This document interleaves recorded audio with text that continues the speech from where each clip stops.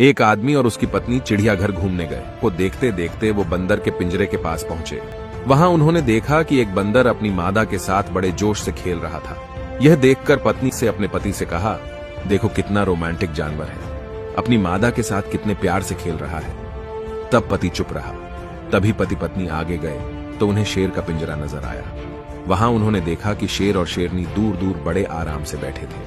खामोश शेर एक कोने में अकेला बैठा था, जैसे शेरनी का कोई अस्तित्व ही नहीं हो। यह देखकर पत्नी ने थोड़े दुखी मन से कहा, कैसे जानवर है, बिल्कुल अलग ही बैठा है, जैसे शेरनी को जानता ही नहीं। इनका आपस में बिल्कुल प्यार नहीं लगता। तभी पत्नी को एक पत्थर दिया और कहा, इस पत्थर को जरा शेरनी की तरफ फेंको। और जैसे ही पत्नी ने शेरनी की तरफ पत्थर फेंका, तभी शेर दहाड़ता हुआ अपनी शेरनी की रक्षा के लिए आगे आया। अब पति अपनी पत्नी को एक पत्थर और दिया और कहा, अब इसे बंदरिया की तरफ फेंको।